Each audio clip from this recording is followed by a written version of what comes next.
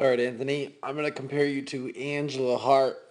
She's a rowing course instructor.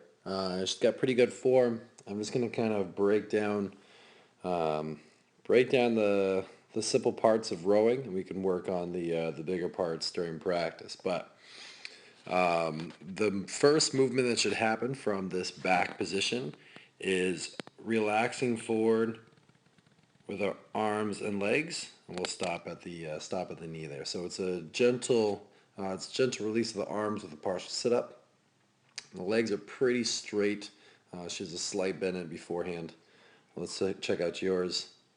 So the first thing to move is your knees, right? So we want to make sure that that arm comes out first, and that we're actually sitting up. So the back position really isn't changing. So we need to relax our arms and sit up or sit forward a little bit more. So we'll stop you guys at the knee here. All right. Her next movement is chest over her hips. All right. So her chest comes over her hips. She's bending at the hip knee, and you can see the ankle. And I'll stop her right before she pulls out. All right, so her arms are as fully extended. Her back is round, if you can see in this, whoops, I can see in this angle. All right, this is her back position. Very similar to like a deadlift or a clean position, if you will. Whereas when we pull you in, all right, this is your closest position. If you notice, you're tucking those hips in there, and your back is straight up and down. All right, so we can lean you over your legs a little bit more, and I think we've talked about that before about sitting your shoulders over or keeping your shoulders out. Moving on to the next thing. If you notice that she's on the balls of her feet, which is completely fine, she's going to drive through her toes. That'll get her butt to lift up off the seat just a little bit. And then she quickly comes to her heels. So she's on her heels before the handle even passes her knees. Halfway through the slide, her chest and back are completely vertical. Let's get you into the same position now.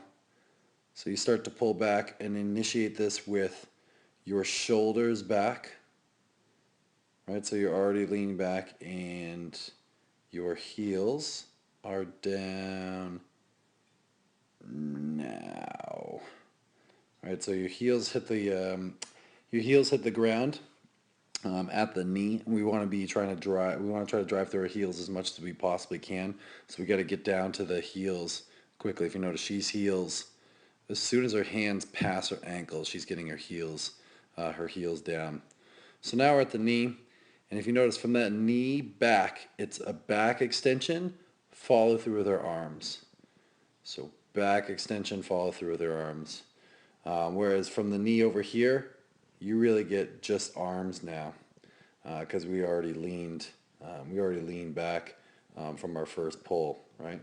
So here was you lean back, then you drive your legs, and then you follow through with your arms. And it's just the order of operations, where she's trying to drive through her legs, open up her hips, and then follow through with her arms. So that last little bit. So she gets to use more body weight and more technique moving into this. You notice it's just her chest and immediately right back out with her arms, so her arms get relaxed.